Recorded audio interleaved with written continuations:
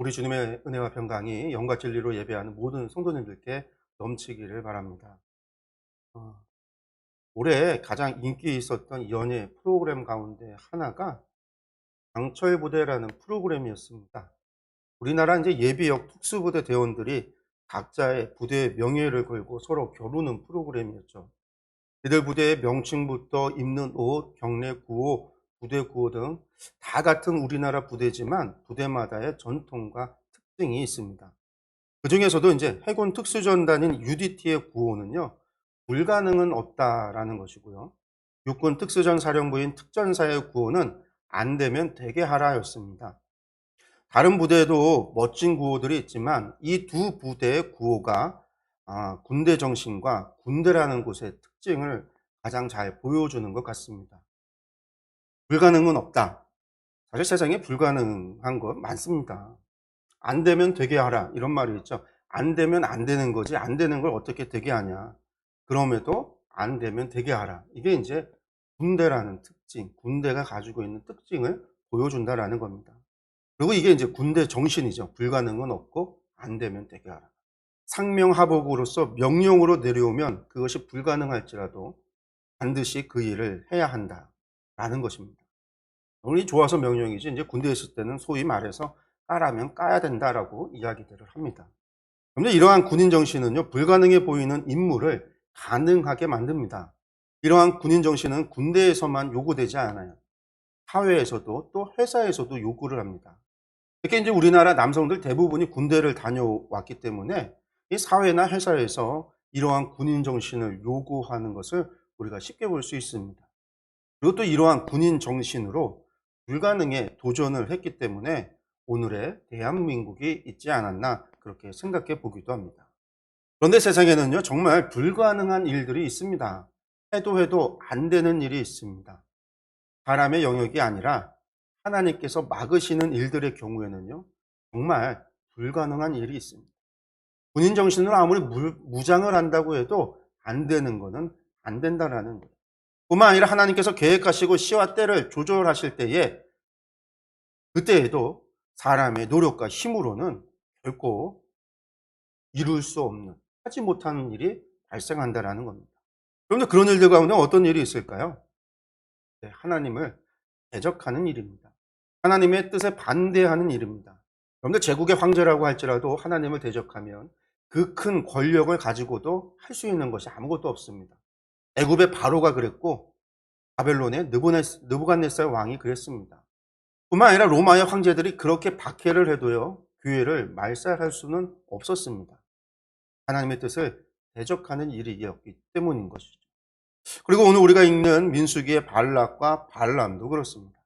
하나님께서 이스라엘에게 복을 주시는데 그들은 저주하기를 원합니다. 하나님의 뜻에 반대하는 일이죠. 그러니 그들이 아무리 애쓰고 노력하고 정성을 들여 제사를 한다 할지라도 안 되는 일은 안 되는 겁니다. 발람은 발락의 요청에 따라서 3번에 걸쳐서 이스라엘을 저주하려고 했습니다.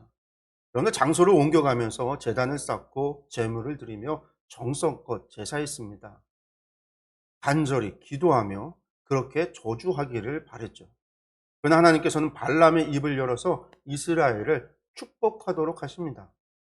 횟수가 지날수록 이스라엘을 향한 축복의 내용이 커져만 갑니다.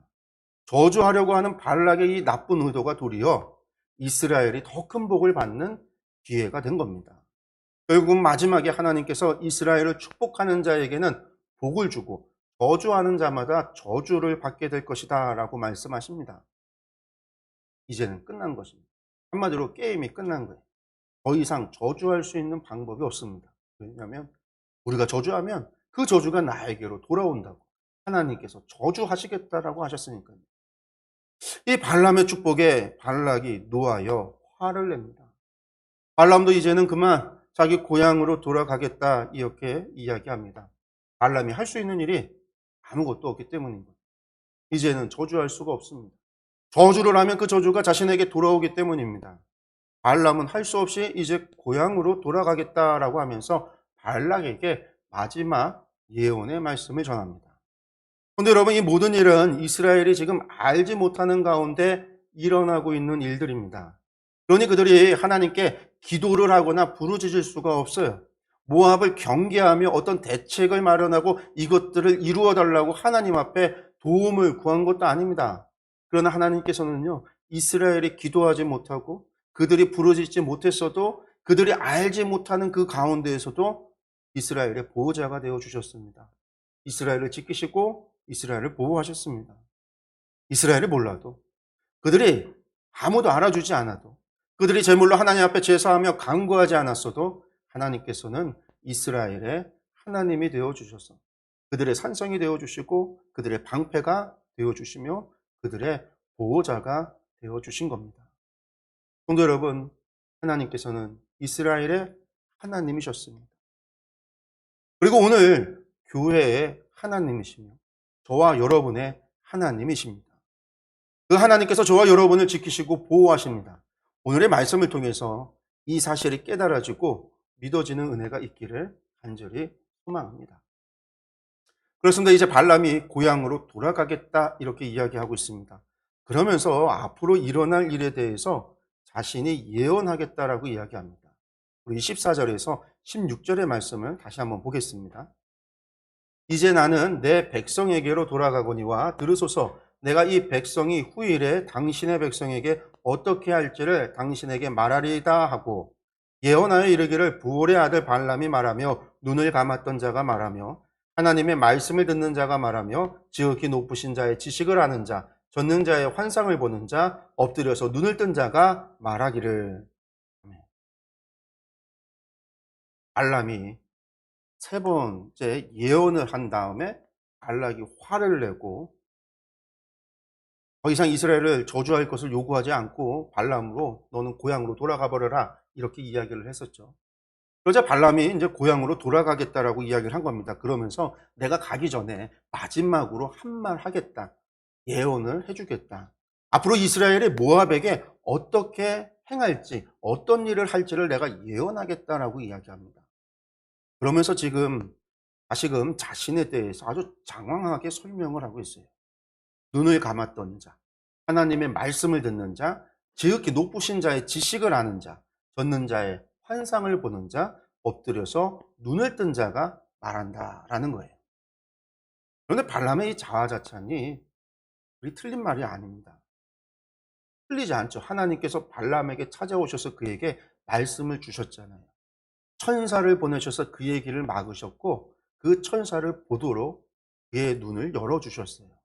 환상을 본 거죠. 그가 무엇을 말해야 될지도 하나님께서 임하여서 알려주시기도 하셨습니다.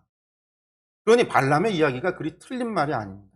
그러나 발람이 천사를 보고 하나님의 영이 임하기도 하고 하나님의 말씀을 예언하기도 했지만 하나님의 뜻이 무엇이고 하나님께서 바라시고 원하시는 것이 무엇인지를 분별할 수 있는 지혜는 없었습니다. 지금 하나님께서 발람에게 여러 번에 걸쳐서 임하여 말씀을 주시는 이유가 무엇입니까? 우리가 이 말씀을 읽어나갈 때 발람과 발락의 이 내러티브 이야기를 읽어나갈 때 이것을 놓쳐서는 안 되는 거예요. 하나님께서 원하시는 게 뭘까? 왜 하나님께서 이 발람에게 거짓 선지자, 우리가 그렇게 거짓 선자라고 불리우는 이 사람에게 임하여 말씀하시는 이유가 무엇일까?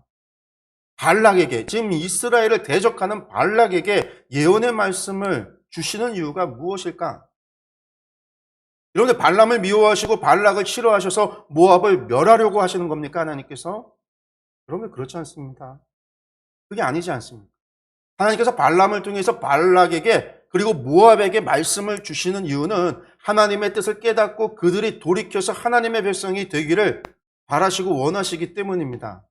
하나님의 심판이 목적이었다고 한다면요, 모압을, 이스라엘로 하여금 모압을 정복하게 하시면 돼요. 아모리 왕 시온과 바산 왕 옥을 정복했듯이 그들을 죽였듯이 발락과 모압을 정복하게 하면 됩니다. 나중에 이후에 이 사건 이후에 부올의 사건이 발생하고 그 이후에 결국은 하나님께서 미디안 족속을 멸하시게 하여 부올 때문에, 발람 때문에, 발락 때문에. 근데 그때에도 하나님께서 모압을 치도록 명하시지는 않아요. 하나님 끝까지 모압을 공격하지 않게 하십니다. 하나님께서 모압을 사랑하십니다. 그러니까 지혜가 있으면은요, 하나님의 뜻이 무엇이고 하나님께서 원하시는 것이 무엇인지를 깨달아야 합니다. 이스라엘을 저주할 것이 아니라 이스라엘을 축복함으로 모압도 발락도 하나님께 복을 받아야 하는 겁니다. 하나님께서 복 주시는 분이심을 그들이 경험하면 더욱 하나님께 복을 받기 위하여 애쓸 것이 아니겠습니까? 그러면 모압의 백성들은 이스라엘을 통해서 하나님은 어떤 분이신지 알려고 노력을 할 것이고, 어떻게 하면 하나님께 더 많은 복을 받을 수 있는지를 찾을 것이고, 어떻게 하면 이스라엘과 같이 하나님께서 모압의 하나님이 되어 주실 것인가를 고민할 것이 아니겠습니까? 그런데 지금 발람이나 발락이나 이러한 하나님의 뜻을 전혀 깨닫지 못하고 있습니다. 하나님께서 롯을 생각하셔서 그의 자녀인 모압과 암몬에게 기업을 주신 것을 아직까지도 기억하시면서 그것을 인정하고 계시는 그 뜻이 무엇인지, 하나님께서 자신들에게 바라시는 것이 무엇인지를 지금 전혀 알지를 못하고 있습니다. 그러니 그들은 돌이킬 생각이 없어요. 회개의 기회를, 복을 받을 수 있는 기회를 스스로 날려버리고는 각자의 고향으로 돌아가려 합니다. 그 고향으로 돌아가 봐야 거기에는 하나님이 계시지 않아요. 그들이 믿는 우상만 있을 뿐이시죠. 스스로 하나님의 영원한 복을 걷어차 버리고는 어리석은 일을 행하고 있는 겁니다. 성도 여러분, 여러분은 이런 발람과 발락을 보면서 정말 어리석은 자들이라고 생각하지 않습니까? 그렇습니다. 하나님의 백성이 될 수 있는 그 큰 복을 걷어차 버리고 있는, 하나님을 떠나 다시 죄악의 자리로, 우상의 자리로 돌아가는 발람과 발락은 비웃음과 손가락질을 받아 마땅합니다. 그런데 중요한 거는요, 발람과 발락이 아니에요. 우리잖아요. 그렇다면 지금 우리의 모습은 어떠합니까? 하나님께서는 우리를 예수 그리스도의 피로 값주고 사셨습니다. 죄악 가운데 있었던 우리를 구원해 주셨습니다. 죄로 인해 더러워졌던 우리를 영육간의 깨끗한 새로운 피조물로 만들어 주셨습니다. 거룩한 하나님의 백성으로 삼아 주셨습니다. 그럼 우리가 다시 죄악의 자리로 돌아가서는 안 될 겁니다. 육체의 정욕과 탐욕과 거짓과 방탕함의 자리에, 그 자리에서 우리를 구원하여 주신 하나님의 은혜를 잊어버리고 다시금 그 죄악의 자리로 기어 들어간다면, 여러분, 이것이야말로 발람과 발락과 같은 어리석은 짓입니다. 성도 여러분, 여러분의 마음속에 이전에 즐기던 죄악의 쾌락을 사모하는 마음이 있다면 그것을 버리셔야 합니다. 여러분의 발걸음이 또다시 이전에 방탕한 죄악의 자리로 돌아가지 않도록 기도와 말씀으로 여러분의 영육을 하나님 안에서 굳건히 세우십시오. 그래도 과거 죄악된 생활이 그리워진다라고 한다면 멸망당한 발람을 생각하십시오. 그리고 여러분이 하나님을 떠나 또다시 죄의 자리로 돌아가는 그 순간에 여러분 또한 돌이킬 수 없는 멸망의 문에 이르게 됨을 기억하십시오. 성도 여러분, 언제나 하나님의 뜻이 무엇인지를 생각하시기 바랍니다. 하나님께서 원하시는 것이 무엇인지에 여러분의 초점과 관심과 여러분들의 생각이 모아지고 맞춰지기를 바랍니다. 하나님의 뜻 가운데 순종함으로 영원한 복을 누리며 주님 만나는 그날까지 우리의 구원을 이루어가며 영광의 자리에 이르는 저와 여러분들이 되기를 간절히 축원합니다. 발람의 예언이 시작을 합니다. 먼저 17절 말씀 보겠습니다. 내가 그를 보아도 이때의 일이 아니며 내가 그를 바라보아도 가까운 일이 아니로다. 한 별이 야곱에게서 나오며 한 규가 이스라엘에게서 일어나서 모압을 이쪽에서 저쪽까지 쳐서 무찌르고 또 셋의 자식들을 다 멸하리로다. 그러면 발람이 예언을 합니다. 가까운 일에 일어난 일이 아니라고 하면서 먼저 한 별이 야곱에게서 나오며 한 규가 이스라엘에게서 일어난다, 이렇게 이야기합니다. 근데 이것은 이스라엘의 다윗과 같이 뛰어난 왕이 나타날 것이라는 말입니다. 그러나 이것은요, 궁극적으로는 이스라엘 민족 가운데서 메시아가 나실 것임을 예언하는 말씀이에요. 여기서 우리가 주목해야 할 것은 발람이 장차 오실 메시아를 한 별과 한 규로 표현하고 있다는 겁니다.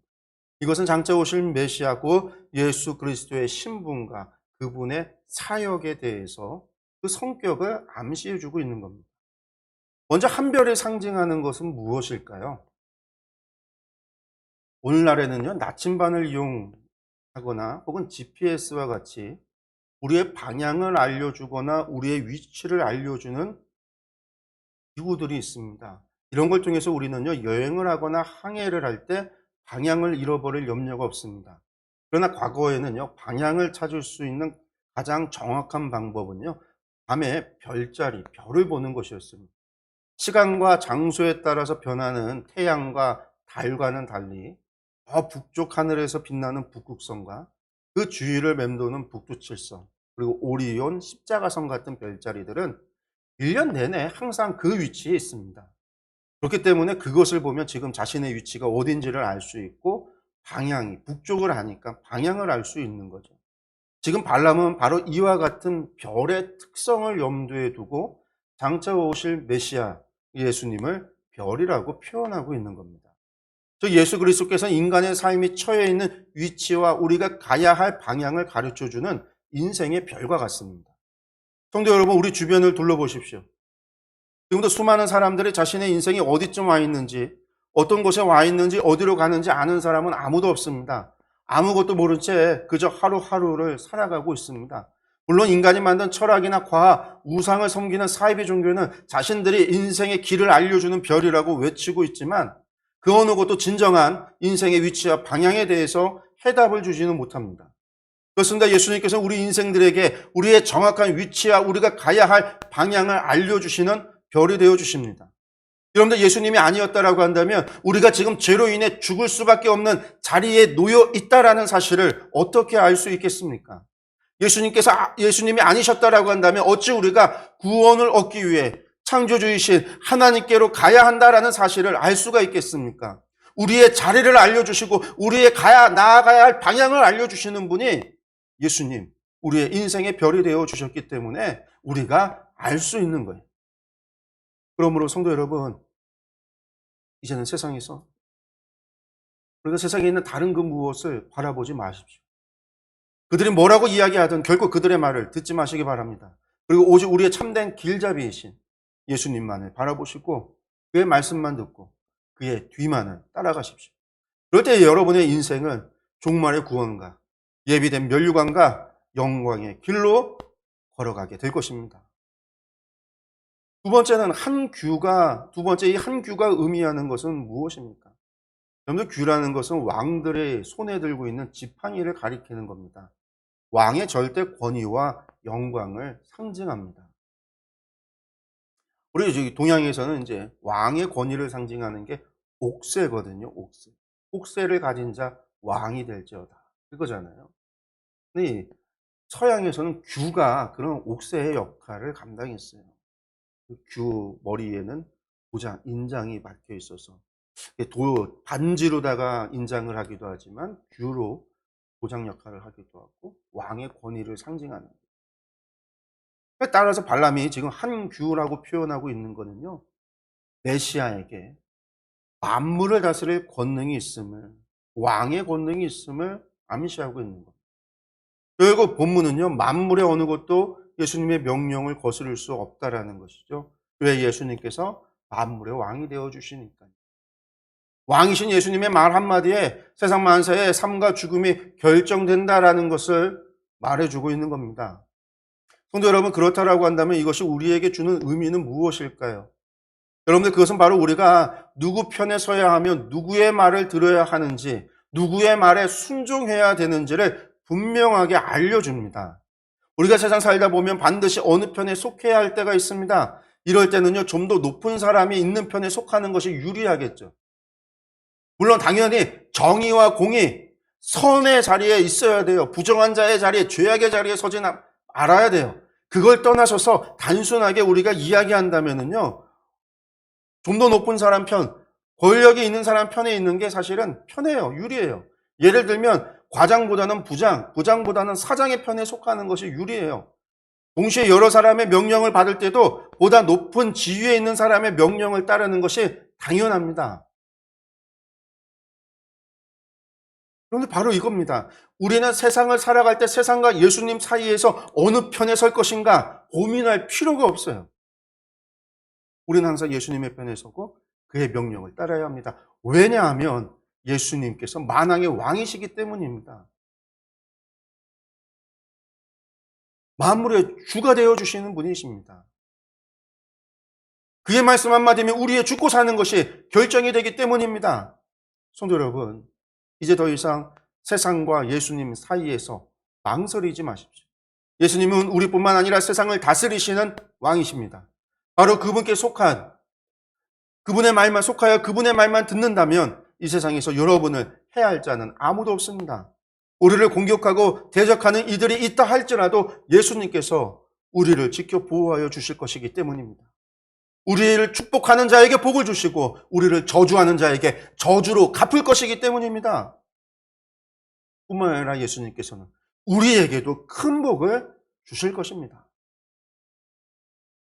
그런데 이 복이 무엇이냐? 발람이 이 복에 대해서 이어서 예언합니다. 18절의 말씀입니다. 그의 원수 에돔은 그들의 유산이 되며 그들의 원수 세일도 그들의 유산이 되고 그와 동시에 이스라엘은 용감히 행동하리로다. 아멘. 그렇습니다. 한별 한규로 상징되는 메시아가 일어날 겁니다. 그리고 그가 이스라엘의 원수와 대적을 멸합니다. 뿐만 아니라 그들의 기업을 이스라엘의 유산으로 넘겨주십니다.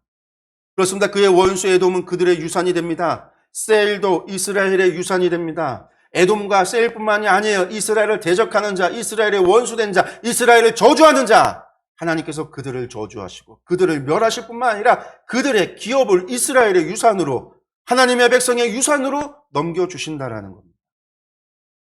여러분들 여기서 세일이라고 하는 곳은요, 에돔 족속이 거주하는 땅, 그 지명을 이야기합니다. 에서가 세일산에 자리를 잡고 에돔이라는 나라가 세워졌기 때문이에요. 그러니까 본문의 예언은요, 에돔 족속의 모든 산업을 이스라엘이 차지하게 될 것이라는 말입니다. 원래 에돔 족속은요, 이스라엘의 조상인 야곱의 형 에서의 후예들입니다. 이스라엘과는 형제지간입니다. 그래서 하나님께서도 에돔 족속은 치지 말라고 명령하셨습니다. 그런데 본문에 보면 결국 이 에돔 족속이 멸망을 당하고 그 산업은 전부 이스라엘이 차지하게 될 것이다라고 예언하고 있습니다. 어째서? 왜 이런 일이 벌어질까요? 여러분들, 이것은 에돔 족속이 가나안을 행군하는 이스라엘의 길을 막고 가지 못하도록 방해했기 때문입니다. 이것은 단순히 이스라엘을 방해한 것이 아니라 그들로 하여금 약속의 땅으로 인도하고 계시는 하나님의 뜻을 방해하고 하나님을 대적한 것이기 때문입니다. 그러나 만약 그 에돔이 그 길을 돌이킨다라고 한다면, 그런데 그들도 분명 하나님의 백성이 될 수 있습니다. 하나님께서 에돔을 사랑하신다라고 여러 차례 말씀하시죠. 성경을 보면요, 여러 번에 걸쳐서 선지자를 통해서 에돔을 향한 심판의 예언을 경고하십니다. 심판의 예언을 경고하시는 이유는요, 멸하겠다라는 게 아니라 돌이키고 회개하라라고 하는 뜻이 있어요. 근데 에돔은 결코 회개하지 않고 돌이키지 않습니다. 이스라엘의 길을 막는 이 버릇을 바꾸지 못합니다. 여러분, 이후로 수백 년 동안 에돔 사람들은 이스라엘 사람들을 잡아서 노예로 파는 노예 장사를 했습니다. 그들이 이스라엘의 속국이 되어졌을 때도 에돔 사람들은 유다 사람들을 잡아다가 노예로 파는 짓을 했습니다. 뿐만 아니라 이스라엘이 하나님께 범죄하여 그들이 멸망당할 때에도 에돔은 원수의 편에 서서 도망가는 유다 백성의 길을 막았습니다. 그래서 그들이 사로잡히도록 했습니다. 이러한 형제를 해한 죄로 말미암아 에돔은 멸망하게 됩니다. 이것이 오바댜의 예언입니다. 성도 여러분, 하나님의 뜻을 방해하고 막는다는 것이 얼마나 무서운 일인지 이 에돔 족속들을 통해서 깨달아야 합니다. 세상 사람들이 하나님의 뜻을 방해할 때 도리어 성도는 그들을 긍휼히 여겨야 합니다. 왜 교회를 핍박하고 공격하느냐? 같이 일어나 싸워서는 안 됩니다. 여러분들, 싸우는 건 하나님이 하셔요. 우리에게는 악을 선으로 갚으라고 했습니다. 그렇게 우리는 도리어 그들을 긍휼히 여겨야 합니다. 그들은 자신들의 죄를 알지 못하기 때문입니다. 예수님께서 십자가에 매달렸을 때에 그를 조롱하고 십자가에 매달렸던 로마의 군병들을 향해서 주여, 저들이 용서하옵소서, 저들은 자신들이 하는 일이 무엇인지를 모릅니다. 그들을 위하여 긍휼히 기도하였듯이 성도는 주님을 본받아 긍휼히 여겨야 됩니다. 왜? 그들이 자신들이 하는 일을 모르기 때문에. 그리고 그 결과가 무엇인지도 그들은 몰라요. 하나님께서 저주하는 자를 저주하신다라는 사실. 하나님의 뜻을 대적하는 자를 멸하신다라는 것을 모르기 때문에 하는 거예요. 그런데 이것이 세상 사람들만이 아닙니다. 교회 안에서도요. 성도 가운데에서도 하나님의 일을 방해하는 이들이 있습니다. 자신의 의견대로 되지 않으면 무조건 반대하고 방해하는 이들이 있습니다. 자신의 의견이 반영이 되지 않는 것이 자신이 무시받았다라고 생각하기 때문입니다. 그래서 교회 안에서 싸우고 다투는 이들을 보면 하나님의 뜻과는 상관없이 전부 다 자존심 싸움을 하는 것을 볼 때가 있습니다. 이처럼 개인적인 이익이나 교만으로 인해서 교회에서 하나님의 일을 행하는데 걸림돌이 되는 사람, 또한 이스라엘의 길을 막는 에돔과 같이 하나님의 뜻을 가로막고 방해하는 무서운 죄를 범하는 겁니다. 성도 여러분, 여러분이 바로 그런 사람이지는 않는지 우리가 우리 자신을 돌아봐야 합니다. 물론 우리는 성도님들 별로 우리 교회가 작기 때문에 우리 안에 그런 일들은 벌어지지 않고 지금까지도 없었죠. 근데 주변에 있는 많은 교회들을 보면 이런 일들이 너무 많이 벌어져요. 교회가 싸우고 다투는 걸 보면은요, 전부 다 자존심 싸움이에요. 내 의견이 반영되지 않은 것이 마치 자신의 자존심이 상한 걸로, 자신이 무시당했다라고 생각을 하고, 결국은 자존심 싸움. 하나님은 계시지 않아요. 하나님의 영광. 결국은 그것이 교회를, 하나님의 영광을 가리는, 교회의 영광을 가리고 덕이 되지 못하고 도리어 사람들로부터 손가락질 당하는 그런 일이 된다라는 것. 그리고 그런 것을 볼 때마다 너무나 안타까운 마음이 듭니다. 그리고 그들을 향한 하나님의 마음이 뜻이, 하나님의 생각은 어떨 것인가를 생각할 때 너무나 두려운 마음이 들 때도 있어요. 성도 여러분. 그렇기 때문에 우리도 깨어 있어야 됩니다. 한시라도 우리가 혹시나 하나님의 뜻을 가로막고 있는 것은 아닌지 생각하고 또 생각하고 또 생각해야 됩니다. 요나는 선지자였습니다. 하나님의 말씀을 전하는 선지자였는데 그가 하나님의 뜻을, 말씀을 받고도 하나님의 뜻을 어기고 세상 끝으로 도망가려고 했어요. 선지자가 그 일을 했습니다. 선지자가 그렇게 하나님의 뜻을 반대했어요. 우리가 그럴 수 있다라는, 우리가 그럴 수 있다라는 사실을 생각하며 혹시나 내가 그런 일은 내가 그러고 있지는 않은가, 언제나 두려운 마음으로 우리가 우리 자신을 돌아보고 하나님을 바라고 하나님의 뜻이 무엇인지를 항상 생각해야 된다라는 거예요. 그래서 하나님의 일에 걸림돌이 아니라 우리가 하나님의 일의 지원자가 되고 하나님의 뜻에 적극적으로 헌신하고 순종하는 성도가 돼서 에돔과 같은 멸망이 아니라 이스라엘과 같은 축복의 땅으로 들어가는 그런 복된 성도들이 되시기를 간절히 바랍니다.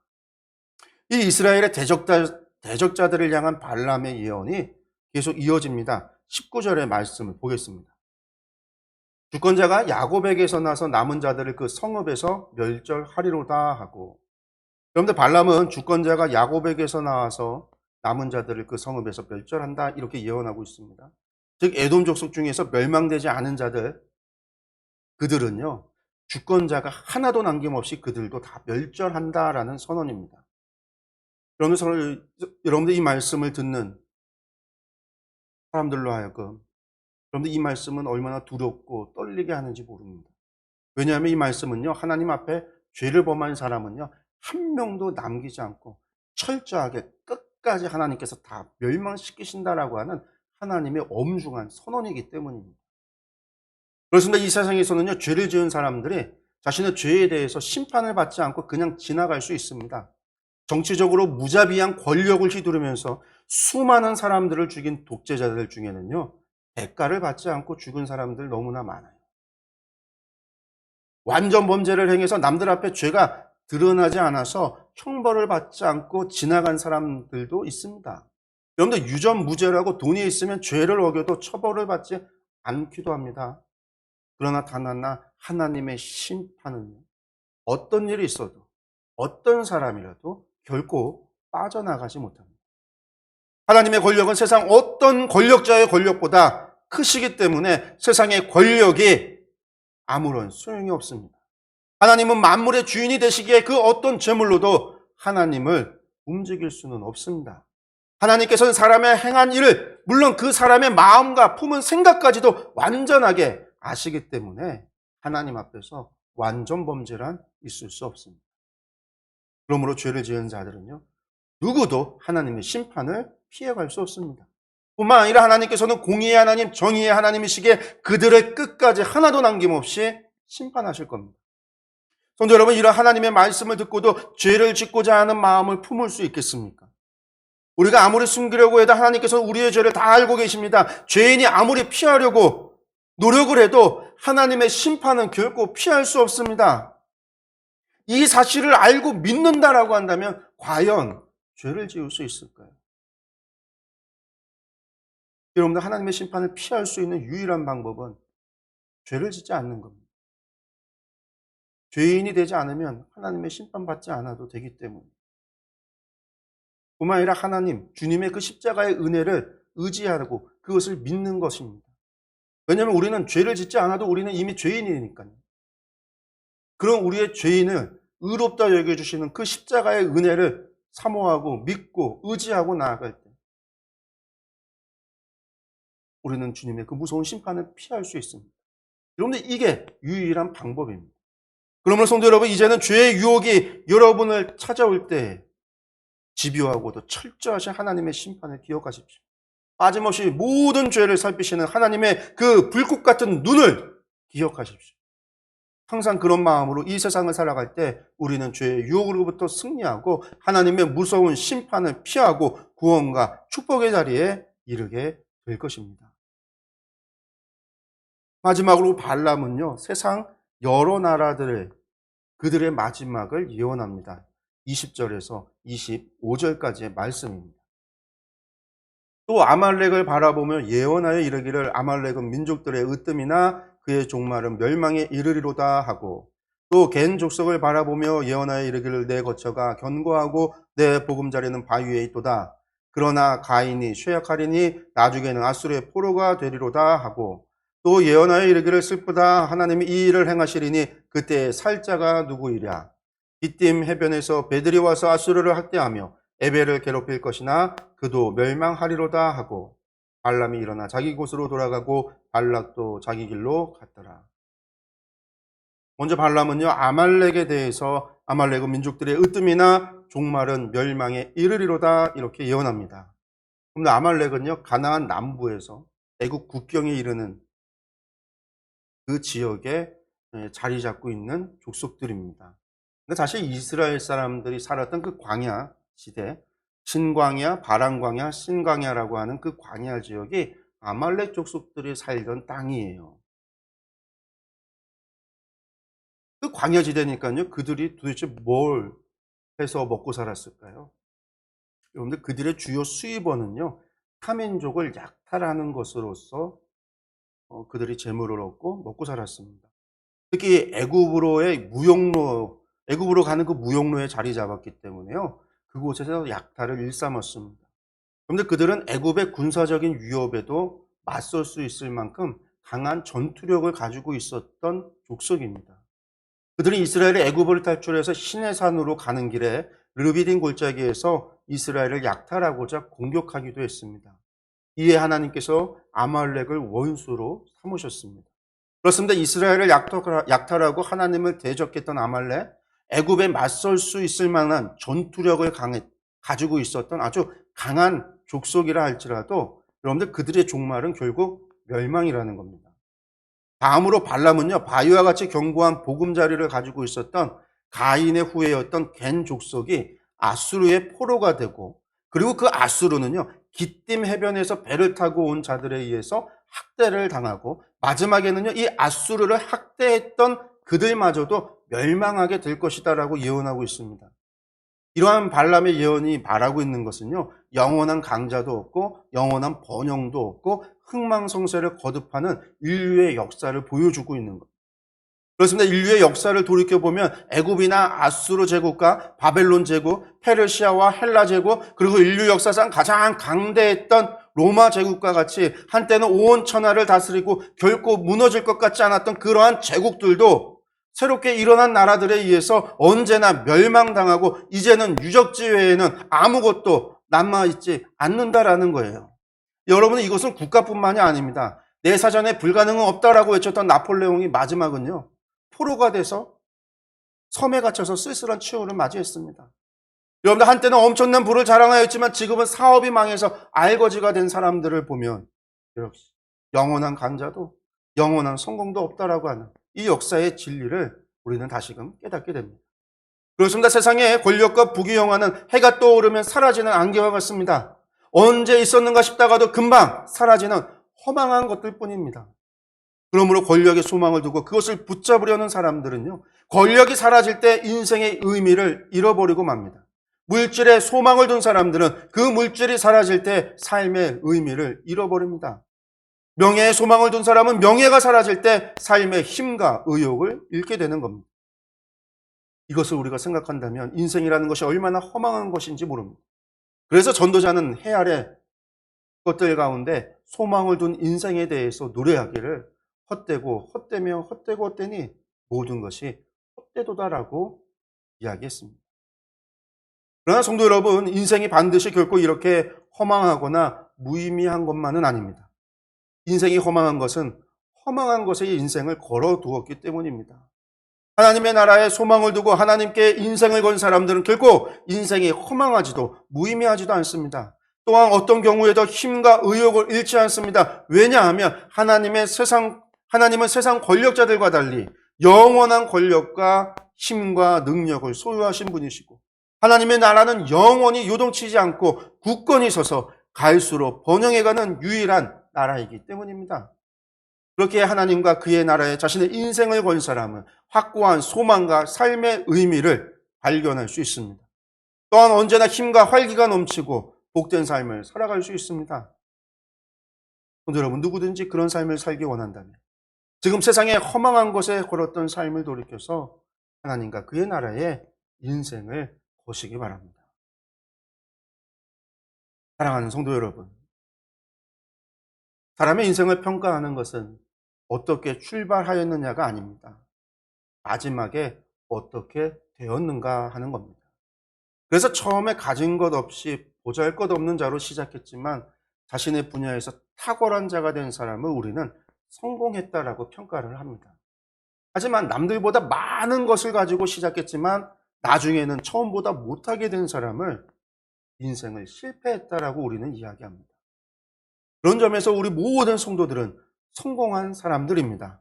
왜냐하면 이 세상에 수많은 나라가 일어나도 마지막에 남는 것은 성도들의 기업인 하나님의 나라이기 때문입니다. 이 세상에 수많은 통치자가 나타나도 최후의 통치자는 성도들의 영원한 왕이신 예수 그리스도이시기 때문입니다.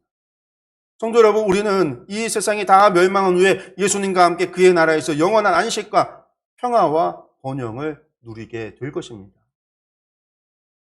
여러분들, 이 사실을 확신하고 바라보며 이 세상에서 소망과 기쁨을 가지고 살아가는 저와 여러분들이 되시기를 간절히 축원합니다. 기도하겠습니다.